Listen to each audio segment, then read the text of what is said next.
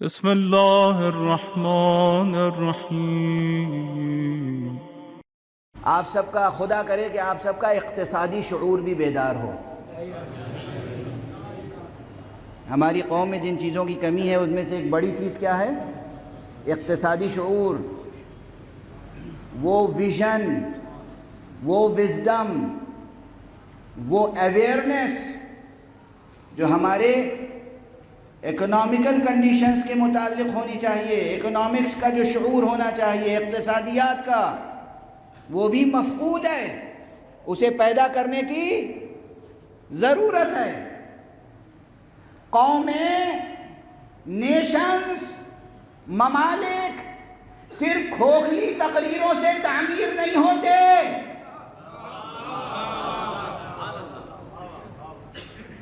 ہمیں بڑے ماہر اکنامسٹ چاہیے جو قوم کی، نیشن کی، ملک کی، کنٹری کی تعمیر کریں۔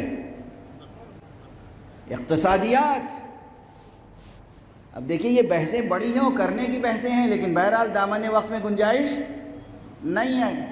تو کاش ہمارا اور آپ کا اقتصادی شعور بھی بیدار ہو۔ تو جب بیدار ہوگا تو اس میں کچھ بنیادی تصورات ہیں۔ اقتصادی طور پہ ترقی کرنے کے لیے سب سے بڑی چیز کیا ہوتی ہے؟ کچھ نہ کچھ پونجی چاہیے۔ کیا چاہیے؟ پونجی، کیپٹل، شروع میں انویسٹمنٹ کرنے کے لیے کہیں سے تو شروع کریں گے نا۔ اب 2-4 منٹ برداشت کر لیجیے گا، یہ سب گہرا بحث ہیں۔ ہر شخص کو فکر ہوتی ہے کہاں سے یہ پونجی سمیٹ کے لے آئیں۔ توجہ رکھیے گا جوانان عزیز، بچوں، کوئی سوچتا ہے یہ ہمارے ماں باپ کی جو میراث ہے، یعنی کس قدر مکروہ دور سے گزر رہے ہیں۔ اخبارات میں اکثر آتا ہے بیٹے نے باپ کا قتل کر دیا، اولاد نے والدین سے بغاوت کر لی، بھائی نے بھائی کو قتل کر۔ کیوں؟ تاکہ وہ جائیداد مل جائے۔ جائیداد کس لیے مل جائے؟ تاکہ وہ کہیں انویسٹ کریں اور پھر خود صاحب سرمایہ بن جائیں۔ ایسی خبریں اکا دکا صحیح لیکن تقریباً روز آتی ہیں دنیا کے اخبارات میں۔ تو یہ کیپٹل جو شروع میں چاہیے، پونجی، اسے پیدا کرنے اور حاصل کرنے کے لیے کیا کیا کرتا ہے انسان؟ قرآن سے پوچھئے کہ انسان کی اصل پونجی کیا ہے، اصل کیپٹل کیا ہے؟ نہ روپیہ، نہ پیسہ، نہ زمین، نہ جائیداد۔ قرآن کہتا ہے وَأَن لَيْسَ لِلْإِنسَانِ إِلَّا مَا سَعَىٰ، انسان کی اصل پونجی اس کی کوشش ہے۔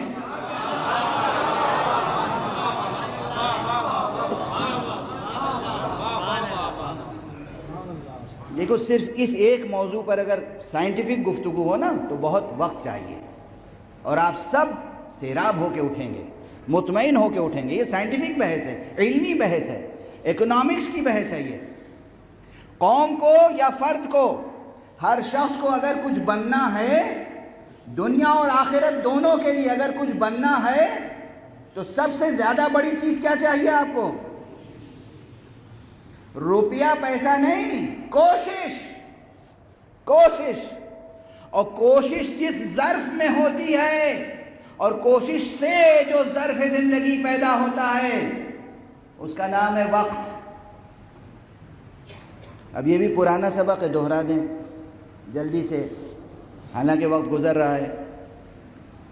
ایک چیز پوچھ لوں چونکہ پونجی کی بات آ گئی ہے، کائنات میں بے شمار نعمتیں اللہ سبحانہ و تعالیٰ کی ہیں، لیکن یہ بتائیے جلدی سے کہ ان تمام نعمتوں میں سے برابر سے جو نعمت سب کو اللہ نے دی ہے وہ کون سی ہے؟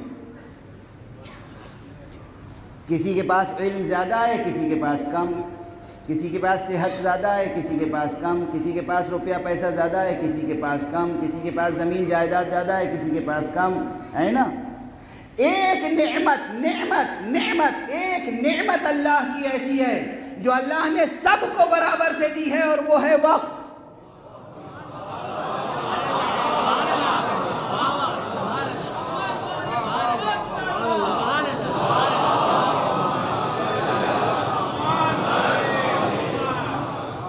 ایک عالم کے پاس بھی 24 گھنٹے ہیں، ایک جاہل کے پاس بھی 24 گھنٹے ہیں، ایک بیمار کے پاس بھی 24 گھنٹے ہیں، ایک صحت مند کے پاس بھی 24 گھنٹے ہیں، ایک نادار اور مفلس کے پاس بھی 24 گھنٹے ہیں اور ایک سرمایہ دار کے پاس بھی 24 گھنٹے ہیں. اور یہ یاد رکھنا انہی 24 گھنٹوں کا صحیح استعمال نادار کو مالدار بنا سکتا ہے اور انہی 24 گھنٹوں کا غلط استعمال مالدار کو نادار بنا سکتا ہے. کیا بات ہے، کیا جزاک اللہ. انہی 24 گھنٹوں کا صحیح استعمال جاہل کو عالم بنا سکتا ہے اور انہی 24 گھنٹوں کا غلط استعمال عالم کو جاہل بنا سکتا ہے. انہی 24 گھنٹوں کا صحیح استعمال بیمار کو صحت مند بنا سکتا ہے اور انہی 24 گھنٹوں کا غلط استعمال صحت مند کو بیمار بنا سکتا ہے. تو یہ وقت کی قیمت سمجھیں اور کوشش کی حقیقت کو سمجھیں. جزاک اللہ. کیا میسج. جس کے پاس بھی وقت اور کوشش کی صلاحیت موجود ہو اور وہ اس کا صحیح استعمال کرے، وہ نہ مفلس رہ سکتا ہے، نہ نادار رہ سکتا ہے، نہ جاہل رہ سکتا ہے، نہ جاہل رہ سکتا ہے، نہ بیمار رہ سکتا ہے. اور یہی تمام باتیں بار بار سمجھانے کے لیے اللہ نے 24 گھنٹے میں 5 مرتبہ بلایا. اللہ اکبر. وقت کا خیال رکھو، کوشش کر کے آگے بڑھو. صلوات پڑھنے محمد والے.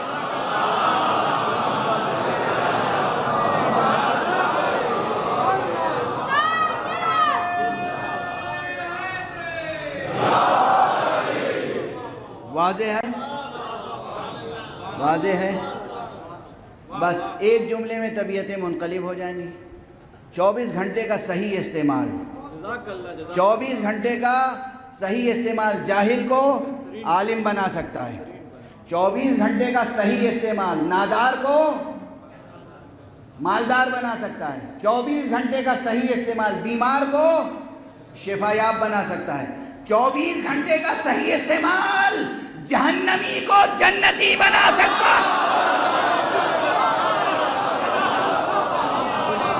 حر کی ساری زندگی ایک طرف،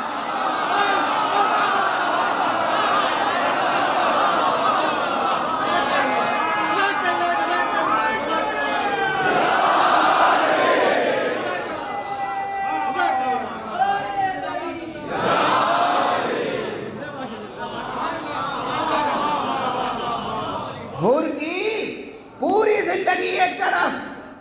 یہ 24 گھنٹے جو اس نے کربلا میں گزارے ہیں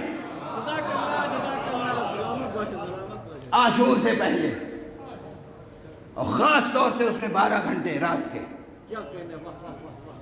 وقت اور کوشش، وقت اور کوشش. خدا کی قسم جو لعنت اللہ علیہ تھا اب وہ علیہ السلام ہے.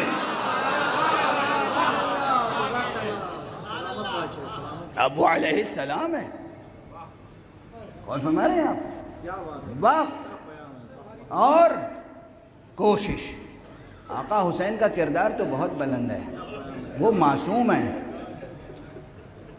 آقا حسین تو معصوم ہے، حجت خدا. علی اکبر بہت بلند رتبہ ہے آقا علی اکبر کا.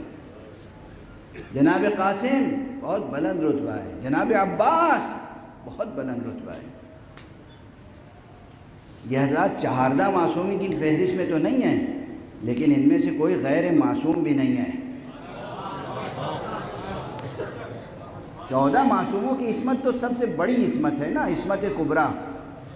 لیکن حضرت علی اکبر معصوم ہیں، حضرت عباس معصوم ہیں. آپ انہیں غیر معصوم سمجھتے ہیں؟ جناب زینب، جس طرح ہم قم میں جو مدفون ہیں انہیں معصومہ قم کہتے ہیں، جناب زینب معصومہ کربلا ہیں.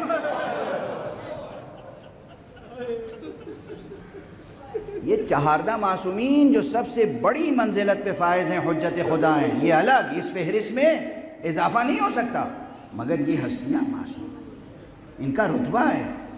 جناب علی اکبر کو، جناب عباس کو، جناب قاسم کو، جناب اون محمد کو، ان کے مرتبے بہت بلند ہیں.